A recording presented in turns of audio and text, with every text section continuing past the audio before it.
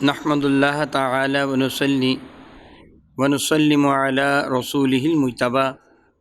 وعلی آلہ وصحبہ وبارک وسلم دائما ابدا، اما بعد، اعوذ باللہ من الشیطان الرجیم، بسم اللہ الرحمن الرحیم۔ بحمد اللہ تعالی کہ رب ذوالجلال کے احسان اور کرم سے آج آپ کا سبق شروع ہوگا سورۃ التحریم شفا کی 8 نمبر آیت شفا سے آگے۔ ملاحظہ کیجیے، اعوذ باللہ من الشیطان الرجیم، بسم اللہ الرحمن الرحیم۔ یا ایہا النبی جاہد الکفار والمنافقین واغلظ علیہم ومأواہم جہنم وبئس المصیر۔ یا ایہا النبی، یا رسول اللہ صلی اللہ تعالی علیہ وسلم، جاہد الکفار، جہاد فرمائیے کافروں کے ساتھ، والمنافقین،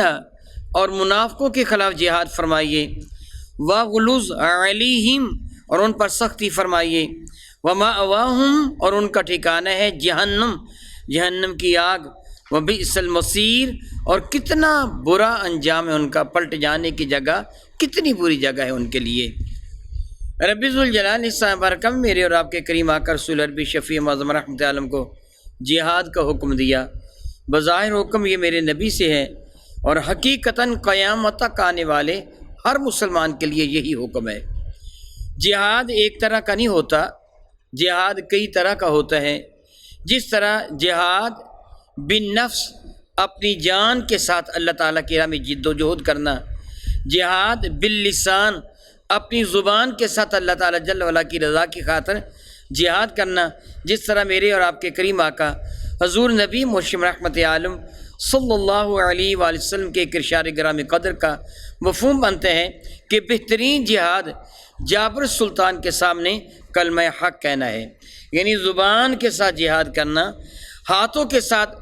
جہاد کرنا، جہاد بالسیف، تلوار کے ساتھ جہاد کرنا، جہاد بالقلم، قلم کے ساتھ جہاد کرنا، جہاد بالمال، اپنے مال و دولت کے ساتھ جہاد کرنا، یعنی کسی بھی طریقے سے دین اسلام کی خدمت کرنا، جد و جہد کرنا، جہاد اس لفظ جد و جہد ہے، جد و جہد کرنا، کوشش کرنا دین متین کو پھیلانے کی، یہ جہاد کہلواتا ہے۔ جو لڑائی کی جاتی ہے اس کو عربی میں قتال کہتے ہیں۔ وہ جو جہاد ہے نا، کہتے ہیں کہ جی مجاہد ہر وہ شخص جو جہاد کرنے والا ہے۔ اور جس طرح ابھی میں نے بتایا کہ جہاد کی کئی اقسام ہیں، ان میں ایک جو قسم ہے وہ جہاد بالسیف ہے، یعنی تلوار کے ساتھ جہاد کرنا،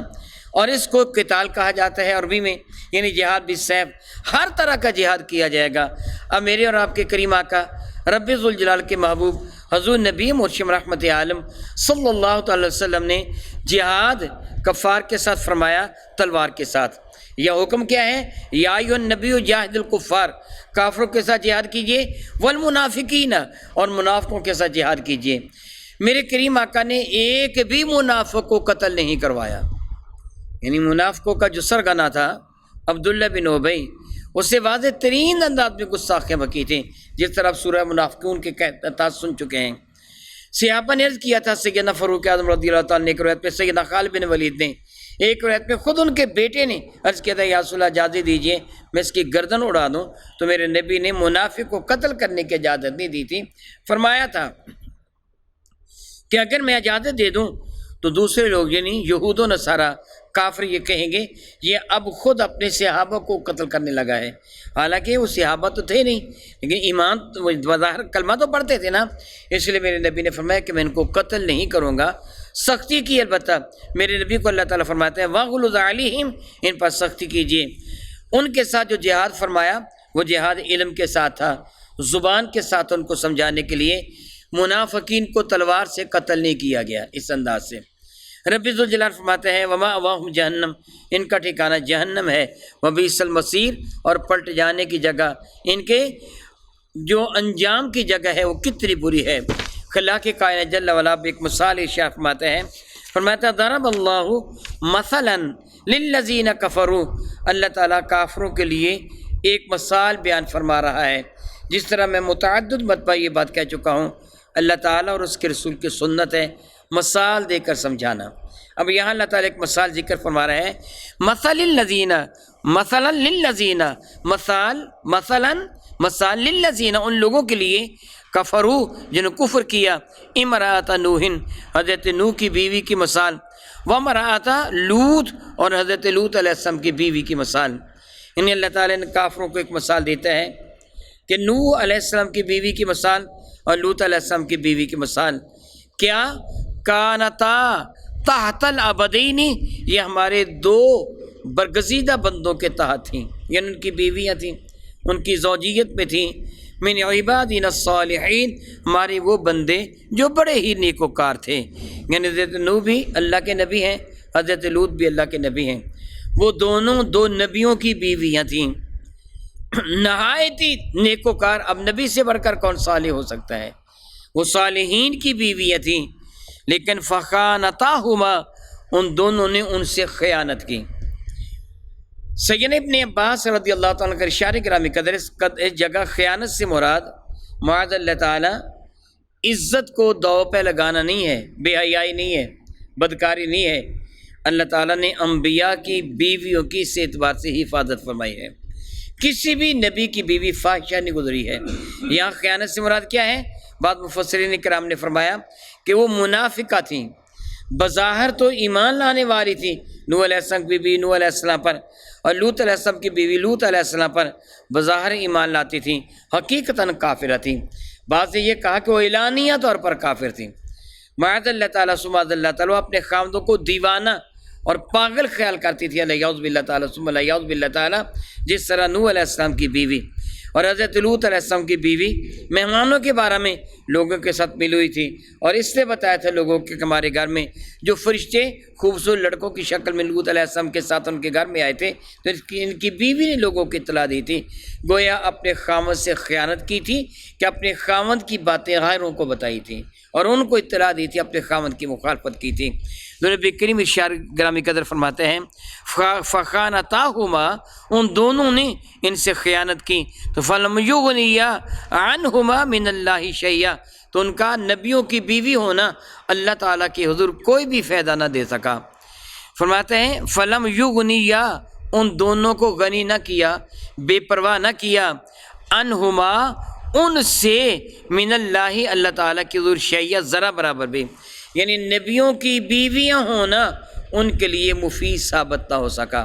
جس طرح نوح علیہ السلام کے بیٹے کا نبی کا بیٹا ہونا مفید ثابت نہ ہو سکا کیونکہ اس کے اعمال غیر صالح تھے اور وہ مشرک تھا۔ اسی طرح یہ دونوں اپنے خاوندوں سے بے وفائی کرنے والی تھیں، خیانت کرنے والی تھیں، مشرکہ تھیں یا منافق تھیں، اس لیے ان کا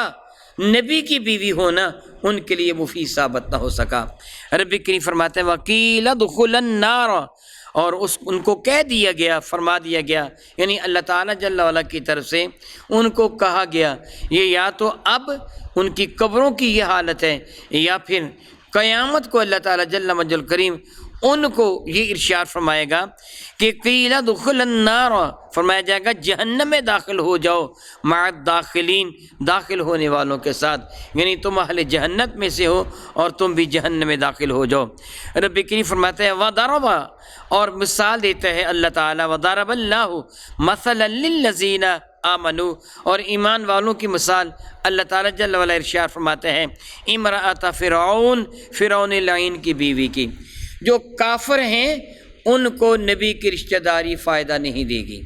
جو ایمان والے ہیں وہ نبی کے رشتہ دار نہ بھی ہو تو ان کو فائدہ مل جائے گا۔ حضرت سیدنا سلمان فارسی کو میرے نبی نے اپنی اہل بیت میں داخل کر لیا، ابو لہب سگا چچا تھا، اس کو نکال باہر کیا، یعنی اگر نبی کا نافرمان ہوگا، نبی کا گستاخ ہوگا، اللہ تعالیٰ کا نافرمان ہوگا، مشرک ہوگا، تو خواہ وہ نسب کے اعتبار سے نبی کے کتنا بھی قریب ہو، اس کا قریب ہونا فائدہ نہیں دے گا۔ اگر وہ ایمان والا ہے، نبی کی غلامی کا پٹا اس کی گردن میں ہے، تو خواہ وہ کتنا بھی نسب کے اعتبار سے دور کیوں نہ ہو، وہ نبی کے دامن کرم سے وابستہ سمجھا جائے گا۔ یہاں فرمایا وَضَرَبَ اللَّهُ مَثَلًا لِلَّذِينَ آمَنُوا، اور اللہ تعالیٰ مثال دیتا ہے ایمان والوں کو،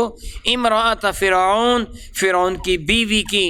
فرعون کی بیوی حضرت سیدہ آسیہ بنت مزاحم تھیں۔ حضرت سیدہ آسیہ نے حضرت سیدنا موسیٰ کلیم اللہ کو دریا سے پکڑا تھا، نہر میں جب موسیٰ کلیم دریا میں بہا دیا گیا تھا، آپ کی والدہ ماجدہ نے، حضرت موسیٰ کلیم اللہ کی والدہ نے آپ کو دریا میں بہا دیا تھا، وہ دریا سے ایک نہر میں داخل ہو کر ان کا صندوق فرعون کے باغ میں آ گیا تھا۔ آسیہ اور ان کا خاوند فرعون یہ باغ کی سیر کر رہے تھے، انہوں نے اس صندوق کو دیکھا تو اپنے نوکر کو حکم دیا اس کو پکڑ لو، نوکر نے صندوق کو پکڑا، کھول کے دیکھا تو موسیٰ کلیم اللہ تھے۔ مفسرین اکرام فرماتے ہیں کہ عبرانی زبان میں منہ پانی کو کہتے ہیں، سا لکڑی کو کہتے ہیں، یعنی وہ بچہ جو پانی اور لکڑی سے حاصل ہوا، یعنی موسیٰ نام رکھ دیا گیا۔ حضرت آسیہ نے حضرت موسیٰ کلیم اللہ کی بچپنے میں پرورش کی تھی، اور جب موسیٰ کلیم اللہ کچھ عرصہ تک کے لیے فرعون کے دربار سے حضرت سیدنا شعیب علیہ السلام کے ہاں تشریف لے گئے، اور جب وہاں سے تقریباً 12 سال کے بعد واپس تشریف لائے ہیں، فرعون کے ساتھ مقابلہ ہوا اور آپ کے ید بیضا اور آپ کے عصا کا فرعون اور اس کے جادوگر مقابلہ نہ کر پائے، جادوگر ایمان لے آئے، تو اس منظر کو دیکھ کر حضرت آسیہ بھی ایمان لے آئی تھی۔ فرعون لعین نے اپنی بیوی کو جب دیکھا کہ میری بیوی ہو کر یہ میرے دشمن موسیٰ پر ایمان لے آئی ہے، تو اس سے آپ کو بڑی ایذائیں دیں، بہت سزائیں دیں، مارا پیٹا، حتیٰ کہ آپ کے جوڑوں میں کیل لگا دی، بعض کہتے ہیں 4 کیل، 2 ہاتھوں میں 2 پاؤں میں لگا دیے، لمبے لمبے کیل، اور ان کو دھوپ میں پھینک دیا، ایک بڑا پتھر ان کے اوپر پھینکنے کی کوشش کی، تو انہوں نے بارگاہ رب العزت جل مکیب نے بارگاہ رب العزت میں حضرت سیدہ آسیہ نے دعا مانگی۔ اللہ تعالیٰ فرماتا ہے وَإِذْ قَالَتْ رَبِّ ابْنِ لِی، جب انہوں نے اپنے رب سے عرض کیا اے اللہ میرے لیے بنا، رَبِّ ابْنِ لِی میرے لیے بنا، عِندَکَ اپنے حضور، بیتن ایک گھر بنا، فی الجنہ جنت کے اندر، یعنی انہوں نے عرض کیا اللہ تعالیٰ جل وعلا یہ فرعون جو مجھے سزا دے رہا ہے، ایذائیں دے رہا ہے، مولا تعالیٰ مجھے اپنے حضور بلا لے۔ سبحان اللہ و بحمدہ، ان کا انداز کتنا حسین اور کتنا پیارا تھا۔ عرض کیا مولا عندکا، اپنے پاس، سب کچھ جگہ ہی اللہ تعالیٰ کی ہے، کائنات کی وہ کون سی جگہ ہے جو اللہ تعالیٰ کی نہیں ہے، مگر یہاں انتہائی درجے کی محبت اور احترام کا ایک انداز ہے، مولا تو اپنے پاس مجھے رکھ لے، یعنی اپنا قرب مجھے عطا فرما دے، بیتن گھر، فی الجنہ جنت میں میرا گھر بنا دے، ونجنی من فرعون وعملہ مجھے فرعون لعین اس کی بدعمالیوں سے، اس کی کرتوتوں سے مجھے بچا لے، ونجنی اور مجھ کو نجات عطا فرما دے، من القوم الظالمین اس ظالم قوم سے، یعنی میں ان سے علیحدگی اختیار کرتی ہوں، ان سے زائد نفرت کرتی ہوں، مولا تعالیٰ مجھے اپنے پاس بلا لے۔ چنانچہ فرعون لعین کی ان ایذاؤں کے بعد خلاق کائنات نے ان کو جنت میں اپنے پاس بلا لیا، یعنی ان کی رحلت مبارکہ ہو گئی۔ میرے اور آپ کے کریم آقا حضور نبی مرشد رحمت عالم صلی اللہ علیہ وسلم کا ارشاد گرامی قدر ہے، آسیہ بنت مزاحم اور مریم بنت عمران قیامت کے دن اس محل کے اندر ہوں گی جو مجھ مصطفیٰ کا محل ہوگا، یعنی یہ حضور کے محل میں حضرت آسیہ بھی ہوں گی اور حضرت مریم بھی، جن کا ذکر اگلی برکہ میں آ رہا ہے۔ رب کریم فرماتے ہیں وَمَرْيَمَ مَبْنَتَ عمران، اور مریم جو عمران کی بیٹی تھیں، التی احسنت فرجہا جس نے اپنی عزت و عظمت کی انہوں نے حفاظت کی، انہوں نے اپنی شرم کی حفاظت کی۔ فرماتا ہے فَنَفَخْنَا فِيهِ مِن رُوحِنَا، اور ہم نے ان میں اپنی روح کو نفخ کیا، یعنی جبریل امین حضرت سیدہ مریم کے پاس آئے اور ان کی جانب اللہ تعالیٰ کی جانب سے پھونک ماری۔ جب حضرت سیدنا جبریل امین نے حضرت مریم کی جانب پھونکا تو رب کائنات کی قدرت کاملہ سے حضرت سیدنا عیسیٰ حضرت مریم کے شکم انور میں تشریف لے گئے، یعنی آپ کو وہ حمل ہو گیا۔ رب کی فرماتے ہیں وَصَدَّقَتْ بِكَلِمَاتِ رَبِّهَا، اور اس نے تصدیق کی اپنے رب کے کلمات مقدسہ کی، یعنی حضرت سیدنا عیسیٰ علیہ السلام کی والدہ ہیں،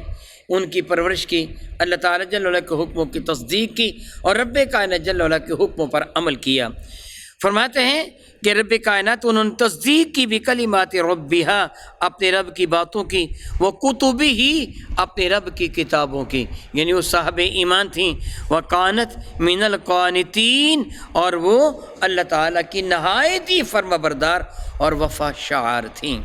یہ دونوں خواتین حضرت مریم، حضرت آسیہ بنت مزاحم، یہ جنت میں میرے کریم آقا کے محل میں ہوں گی۔ میرے کریم آقا صلی اللہ علیہ وسلم شفیع معظم رحمۃ اللہ نے جن عورتوں کی بالخصوص تعریف فرمائی ان میں ایک حضرت آسیہ ہیں، ایک حضرت مریم ہیں، ایک حضرت خدیجہ ہیں،